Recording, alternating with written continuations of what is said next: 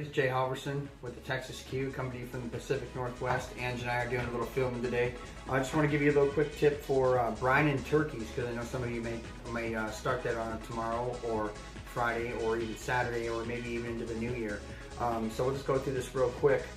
To brine a turkey, obviously, putting it in water, putting it in some of these ingredients is going to give it a real moist tenderness to it, and it's going to give you, it's not going to dry out so quick. So my little recipe here, I'll just give you a couple of quick seconds of it. We're going to go ahead and use a gallon of water, okay? We're going to go ahead and add 2 cups of chives or green onions. We're going to add 2 bay leaves. It says 1, but I'll put 2 in there. We're going to go ahead and add 3 to 4 cloves of garlic, okay? 2 cups of celery, okay? 1 cup of sugar, okay? 1 cup of salt, 2 ounces of peppercorns, okay? Now with this, what you're going to do is you're going to go ahead and bring this up to a boil. Don't let it sit and let it boil. Just bring it up to a boil one time. Let it cool down. Let it sit about an hour before you put it into the fridge.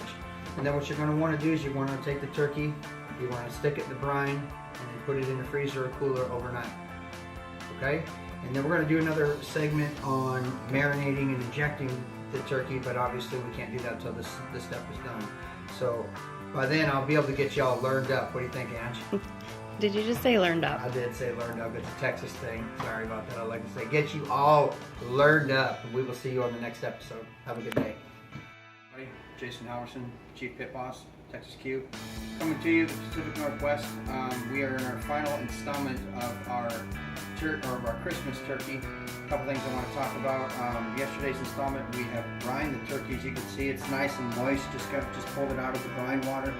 So that's going to add a lot of moisture and not that gnawing flavor or feeling like when you're eating a turkey, when you get to the white meat, it's not maybe as moist as some of the dark meat. A couple things I want to talk to you about. I like to stick an orange in there. It gives it a nice kind of aromatic flavor to it. So I'm going to go ahead and stick this in here. In the back of the turkey, just like this, okay? Second of all, the Texas Q, we're big on flavor infusion, okay? So we're going to go ahead and use a seasoning. We're going to go ahead and use the honey to make it stick, because seasoning does not stick well to fat. So we're going to go ahead and use a caking agent. You don't necessarily need to use honey.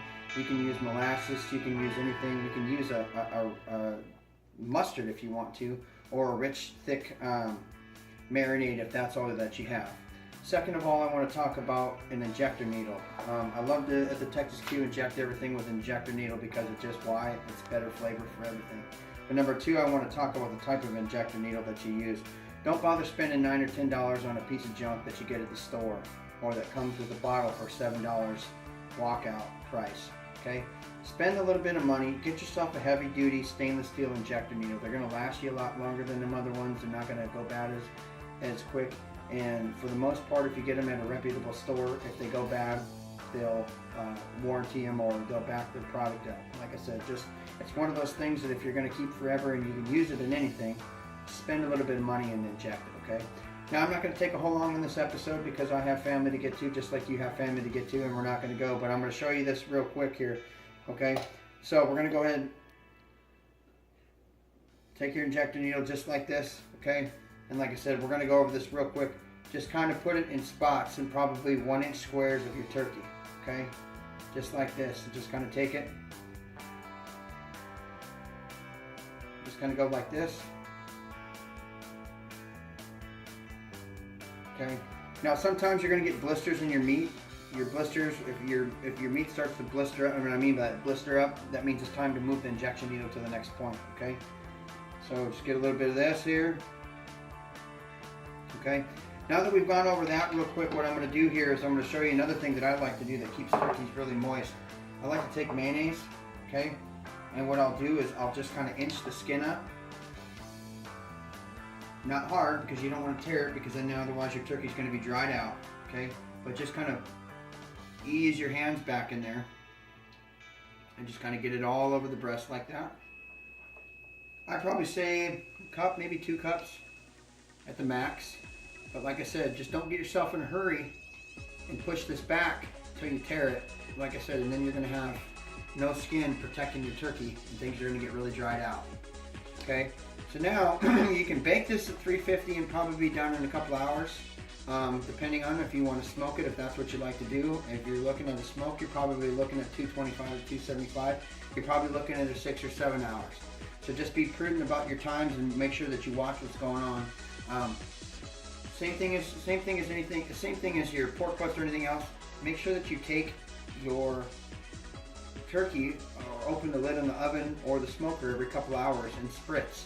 I would say, some people say 15 minutes. I would probably say 30 minutes to an hour even. That's okay. Even at the oven, if you want to baste it, you certainly can. Okay. So now that we got this done, okay, like I said, now I'm just going to go ahead and take the honey.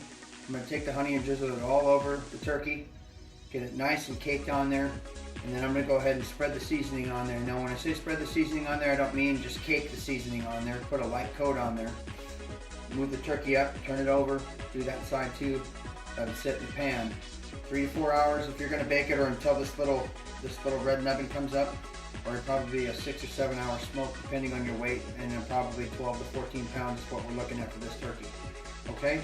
Well, anyway, I'm going to say Merry Christmas to everybody and Happy New Year at the Texas Q, and the Halverson family tells you hello as well. Have a great day, and we'll see you on the next segment. Hey everybody, Jay Halverson, the Texas Q. Just going up the final stages of finishing up our turkey. Internal temp 165. It is brine. It is injected.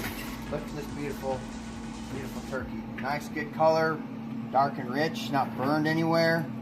Maybe a little bit because it's over seasoned in some spots. But we are ready to go. I just wanted to finish up this segment of our turkey brine Christmas video and tell you Merry Christmas, Happy New Year to everybody from the Texas Q and the Halverson family, and we'll see you in the next segment.